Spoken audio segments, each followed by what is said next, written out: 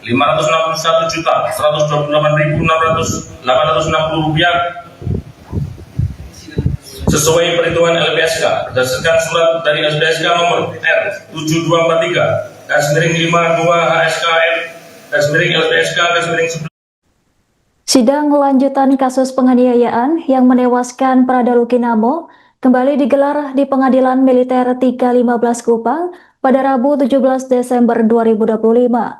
Agenda sidang kali ini yakni pembacaan pembelaan dari penasihat hukum 4 terdakwa. Sementara itu, keluarga korban yakni ibu kandung Prada Lukinamo memprotes pembelaan yang diajukan oleh para terdakwa melalui kuasa hukumnya. Informasi selengkapnya akan dilaporkan langsung oleh jurnalis Pos Kupang, rekan Novemi. Silahkan laporan Anda. Terima kasih, selamat siang Tribuners. Tribuners, lebih baik membebaskan 1000 orang yang bersalah daripada menghukum 1 orang yang tidak bersalah. Dan ketika terjadi ada keraguan-keraguan dalam mengambil keputusan, maka lebih baik memutuskan untuk terdakwa yang lebih menguntungkan terdakwa.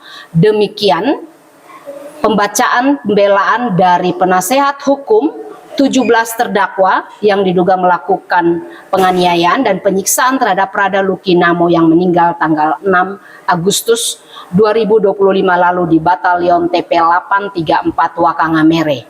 Sidang pembelaan 17 terdakwa dilaksanakan di Pengadilan Militer 315 Kupang pada tanggal 17 Desember 2025. Demikian Tribuners yang dikemukakan oleh penasehat hukum 17 terdakwa. Para penasihat hukum itu adalah Letkol CHK Iketut S, Mayor CHK Gatot Subroto, dan Letda CHK Beni Suhendra Lasbaun. Dan ketika usai membacakan pembelaan terdakwa yang kurang lebih 1 jam lebih, keluarga korban, mama kandung dari Prada Lukinamo, Epi, dan keluarga lainnya memprotes apa yang diajukan oleh terdakwa melalui penasihat hukumnya. Nah, dalam pembelaan terdakwa yang disampaikan oleh majelis oleh penasihat hukumnya itu juga menyebutkan bahwa dari 5 unsur yang disampaikan oleh auditor Letkol CHK Alex Panjaitan, Letkol CHK Yudis Harto, Mayor CHK Amar Paung tentang tuntutannya yang memenuhi unsur, ada 5 unsur. Dan menurut penasihat hukum tadi, kelima unsur itu yang terbukti hanya unsur pertama dan kedua. Sementara unsur ketiga, keempat, dan kelima menurut penasihat hukum para terdakwa tidak terbukti. Dan penasihat hukum terdakwa juga menyebutkan bahwa yang tidak terbukti itu adalah motif dari para tersangka yang dengan niat dan kesengajaan ingin menghabisi korban Prada Lukinamo. Menurut penasehat hukum para terdakwa, bahwa apa yang dilakukan para terdakwa itu adalah murni karena pembinaan dan kekecewaan mereka terhadap fakta yang menurut terdakwa yang dilakukan oleh Prada Lukinamo yang diduga terlibat dalam LGBT. Seperti itu, Tribuners. Dan juga penasihat hukum juga mengatakan bahwa para terdakwa juga tidak terbukti melakukan tindak penganiayaan terhadap Prada Lukinamo karena para terdakwa dijelaskan oleh penasihat hukumnya mereka melakukan penganiayaan dengan menggunakan kabel charge atau dengan menggunakan selang. Namun hal itu diarahkan hanya pada beberapa bagian tubuh dari korban seperti punggung, paha, lengan, dan beberapa bagian tubuh minus dada. Sementara saksi dari dokter dari Rumah Sakit Airamo menyebutkan bahwa diduga diduga korban meninggal dunia karena ada gumpalan darah dan ada tekanan benda tumpul di bagian dada. Sementara ke-17 terdakwa menurut penasihat hukumnya tidak menyerang bagian dada dari korban Prada Lukinamo. Para penasehat hukum dari 17 terdakwa juga menyatakan dalam pembelaan terdakwa bahwa mereka menolak restitusi yang akan diberikan oleh terdakwa kepada keluarga korbannya dengan alasan bahwa para terdakwa telah memberikan sejumlah uang kepada keluarga korban sebesar disebutkan jumlahnya di dalam persidangan tadi sebesar 122.722.000. Itu terdiri dari merehab dapur sekitar 20 juta, kemudian membawa jenazah dari rumah sakit menuju ke Kupang sebesar 30-an juta, kemudian juga ada uang tiket, ada uang kargo, ada juga menyewa tenda, ada juga ibadah penghiburan, ibadah pemakaman, dan sebagainya, itu dengan nilai sekitar 122.722.000 seperti itu. Nah, Tribuners, terhadap fakta persidangan atau pembela dari terdakwa ini, ibu kandung dari Prada Lukinamo, Mama Erpi Merpe, membenarkan bahwa mereka menerima uang sebanyak 122 juta itu, namun Mama Epi Merpe menegaskan bahwa mereka tidak tahu bahwa uang itu adalah uang dari para terdakwa, karena setahu mereka ketika terjadi penganiayaan hingga menyebabkan kematian terhadap anaknya, maka batalion TPL 834 Wakangamere yang harus bertanggung jawab, dan uang itu berasal dari batalion. Seperti itu, Tribuners. Demikian Tribuners pembelaan dari terdakwa yang disampaikan oleh penasihat hukumnya.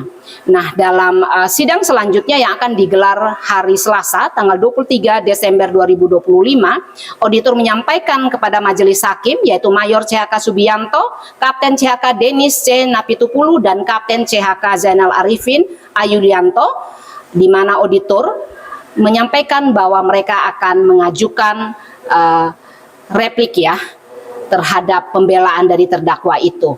Dan permintaan dari auditor yaitu Letkol CHK Alex Penjahitan, Letkol CHK Yudis Harto, dan Mayor CHK Amar Paun dikabulkan oleh majelis hakim. Kita akan saksikan bagaimana sidang lanjutan replik yang diajukan oleh auditor tanggal 23 Desember 2025. Saya Novemi Leonovel melaporkan. Pada majelis hakim dalam persidangan perkara terdakwa besar Rp561.128.860 sesuai perhitungan LPSK berdasarkan surat dari LPSK nomor R7243/52 HSKM LPSK /11/2025 tanggal 28 November 2025. Selanjutnya mengenai hal tersebut kami tanggapi sebagai berikut. Pertama, bahwa restitusi merupakan ganti kerugian yang diberikan kepada korban atau keluarganya oleh pelaku tindak pidana atau pihak ketiga. Dua, bahwa restitusi dapat dimohonkan dalam satu perkara bila mana perkara itu merupakan perkara yang tergolong dalam perkara tindak pidana pelanggaran hak asasi manusia berat, terorisme, perdagangan orang, diskriminasi ras dan etnis, tindak pidana terkait anak, serta tindak pidana lain yang ditetapkan dengan keputusan LPSK sebagaimana dimaksud dalam ketentuan peraturan perundang-undangan. Tiga, bahwa tindak pidana lain yang ditetapkan dalam keputusan LPSK mengacu pada website resmi LPSK yaitu tindak pidana korupsi, tindak pidana pencucian uang, tindak pidana penyalahgunaan narkotika, penyiksaan terhadap tanah. Berdasarkan uraian tersebut di atas, maka sudah jelas terhadap perkara apa yang saja yang dapat dimohonkan untuk restitusi atau ganti kerugian sebagaimana diatur dalam pasal 2 ayat 1 Peraturan Mahkamah Agung Nomor 1 Tahun 2022 tentang tata cara penyelesaian permohonan dan pemberian restitusi dan kompensasi kepada korban tindak pidana. Samping itu, terhadap perkara aku, baik terdakwa dalam perkara aku terdakwa dalam perkara pidana nomor 41 K PM 3 Romawi 15 AD /10 Romawi 2025 terdakwa dalam perkara pidana 42 K PM 315 AD 10 Romawi 2025 melalui kesatuan Yon TP 834 PM telah memberikan bantuan kepada keluarga korban dengan total sebesar Rp122.722.000 dengan rincian yaitu sebagai berikut. Pertama, pembangunan dapur pagar tembok dalam rumah keluarga korban sebesar Rp20 juta. Dua, pengurusan jenazah dalam rumah sakit hingga naik pesawat total sebesar Rp30.148.000 dengan rincian sebagai berikut. Pertama, peti ukuran besar sebesar Rp2.500.000, peti kargo sebesar Rp3 juta, tiket pesawat 5 penumpang sebesar Rp5.718.000, bagasi pesawat 30 kg sebesar Rp930.000, kargo outgoing peti jenazah jumlah 18 juta rupiah. Tim pengurusan jenazah setelah di Kupang sampai pemakaman total 30.824.000 rupiah dengan rincian sebagai berikut. Pena sebesar 300.000 rupiah, BBM ambulans sebesar 200.000 rupiah, pakaian sebesar 509.000 rupiah, sewa tenda sebesar 5.814.000 rupiah, makan acara penguburan sebesar 15 juta rupiah, tanah makam sebesar 5.500.000 rupiah, peti jenazah penguburan sebesar 3.500.000 rupiah. 4. Penyerahan biaya pemakaman sebesar 10 juta rupiah. 5. Penyerahan biaya acara penghiburan bagi keluarga yang ditinggalkan sebesar 18.750.000 rupiah. Terakhir, penyerahan uang untuk melunasi utang korban semasa hidup sampai meninggal sebesar 13 juta rupiah. Oleh karena itu, terhadap perkara terdakwa yang mana bukan merupakan kategori perkara yang dapat dimohonkan atau restitusi atau ganti kerugian, maka syarat untuk mengajukan atau permohonan restitusi atau ganti kerugian tidak terpenuhi sebagaimana tertuang dalam perma tersebut. Di samping itu, telah ada bantuan kepada keluarga korban sebagaimana disebutkan sebelumnya. Maka dari itu kami mohon agar majelis hakim menyatakan menolak dan setidak-tidaknya menyatakan tidak dapat menerima permohonan restitusi atau ganti kerugian yang dimohonkan oleh auditor militer atas permohonan saksi 5 dan saksi 6.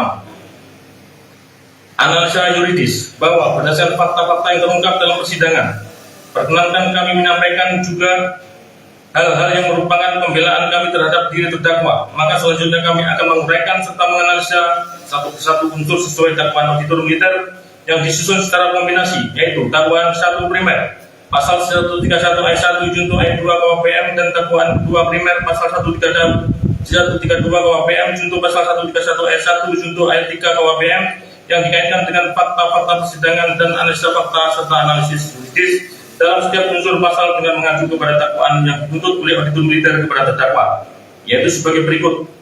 Dakwaan 1 primer pasal 131 ayat 1 junto ayat 2 KUHP berbunyi, militer yang dalam dinas dengan sengaja memukul atau menumbuk seseorang bawahan atau dengan cara lain menyakitinya mengakibatkan luka pada badan. Unsur-unsur yang terdapat dalam pasal tersebut yaitu militer 2 yang dalam dinas, 3 dengan sengaja memukul atau menumbuk seseorang bawahan atau dengan cara lain menyakitinya atau dengan tindakan nyata mengancam dengan kekerasan. 4 mengakibatkan luka badan. Dengan kedua, dakwaan kedua primer pasal 132 KUHP junto pasal 131 ayat 1 junto ayat 3 KUHP berbunyi, militer yang menjadi saksi dari suatu kejahatan yang dilakukan oleh seorang bawahan dengan sengaja tidak mengambil suatu tindakan kekerasan yang diharuskan sesuai dengan kemampuannya terhadap pelaku tersebut demi kepentingan perkara itu yang mengakibatkan meninggal dunia. Unsur-unsur yang terdapat dalam pasal tersebut yaitu 1. Militer, 2 yang sengaja mengizinkan seseorang bawahan melakukan suatu kejahatan atau yang menjadi saksi dari suatu kejahatan yang dilakukan oleh seseorang bawahan. 3 dengan sengaja tidak mengambil suatu tindakan atau material kekerasan yang diharuskan sesuai dengan kemampuannya terhadap pelaku tersebut demi kepentingan perkara ini. 4 yang menyebabkan kematian.